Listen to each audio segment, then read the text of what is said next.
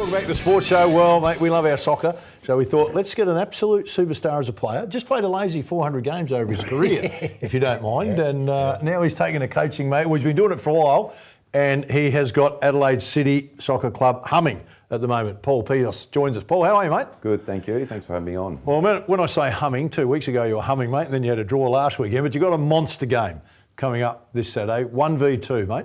Yeah, it's a huge clash for us. Could tell where we may finish by the end of the season. There's only 5 games left, and obviously they got us in the first round 2-0, which we weren't happy about. But it's going to be a cracking game, I think. So, mate, when you talk about they got you early in the season, what's improved in your group since that time?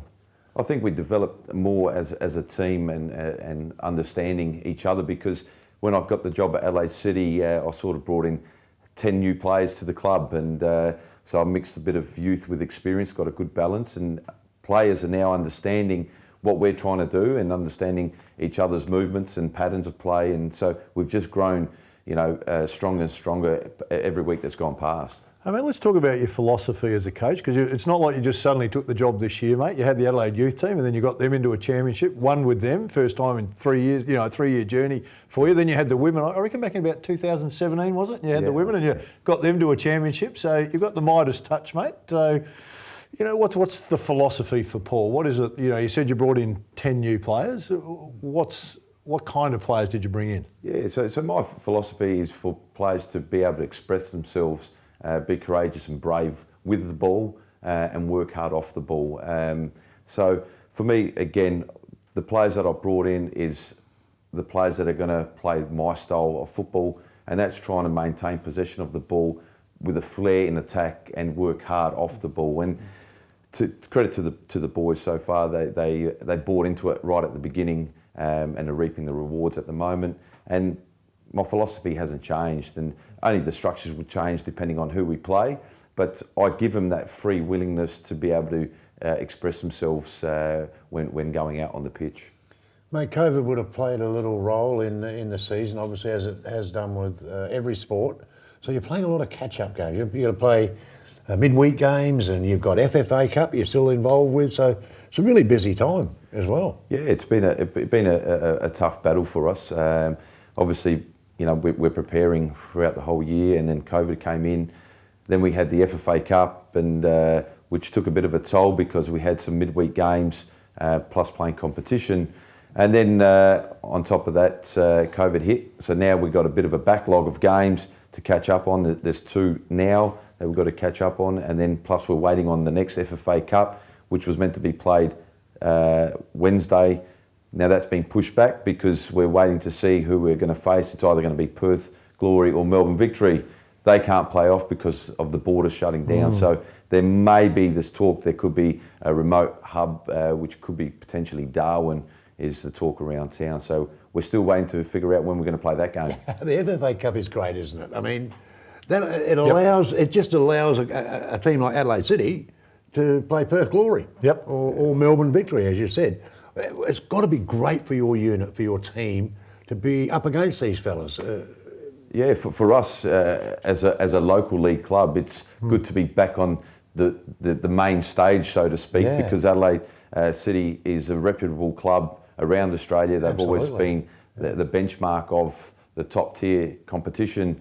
So for us now, it's fantastic, given this opportunity to play another powerhouse, because again, Adelaide, we're known to be a powerhouse before, so we are a powerhouse in the local competition, but we want to be a powerhouse given an opportunity, hopefully, to be in the bigger competitions. Let's talk about that, mate, because Adelaide City, I know that Adelaide United are in there, and Adelaide United got a good following, and they're out there at Ironmarsh, and we're getting some good numbers to games and whatever.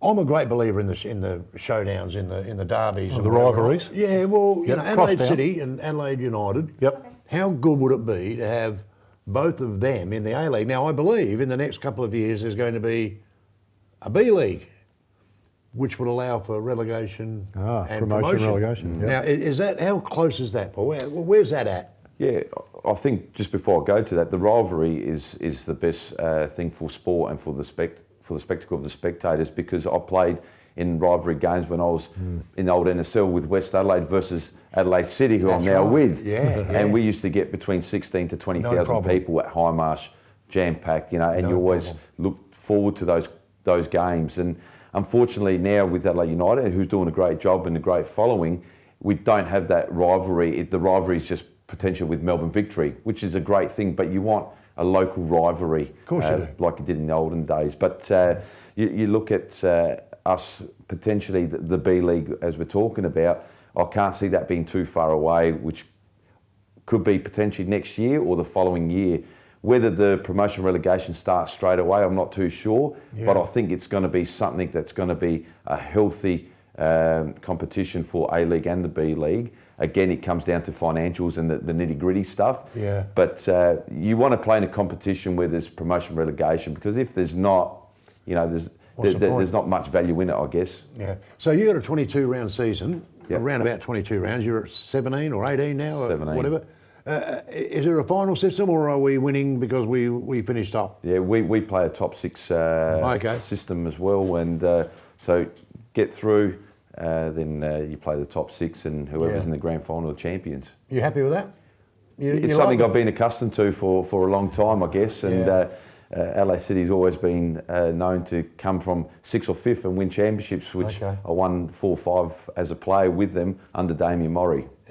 There was a couple of years ago where I'm sure there was a push for Adelaide City to get into the A-League or make a bid to get into the A-League. I know that it was rumoured that it was going to happen. I got a bit excited about it. I thought this could really happen here. But it's a massive, massive outlay, isn't it? It's huge. You got to have the backing behind you, I guess. You can see currently there's a couple of clubs that are struggling at the moment in terms of sponsorship and paying wages. The budgets are either high or low. So you got to have some stability behind you before you push into that market, I guess, because once you're in there, you want to stay and retain yourself in there.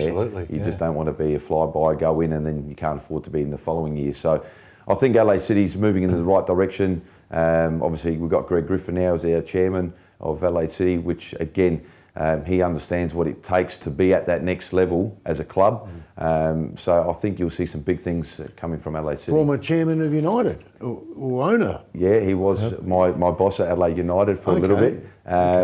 So obviously sold LA United and took some time off and opportunity to come in to Adelaide City. And obviously he sees, he's got a great vision for the club, and I think we're all on board with where it should go. Hey Paul, we've got to wrap it up, mate. Just quickly, this weekend, what time's the game? You're playing at home? Yeah, 3 o'clock against Adelaide Comets, top of the table clash. What can the fans expect, mate? An entertaining game with a lot of attacking principles behind it. All right. Come on, you mate. You're on Adelaide City. Jump on. Come on, mate. No doubt. On them. All right, Paul, thanks for coming in, mate. Good luck. Hope it's a ripping year. We'll get you back after you win the final, mate. No doubt about it. Stay with us. A little bit more to come on the show.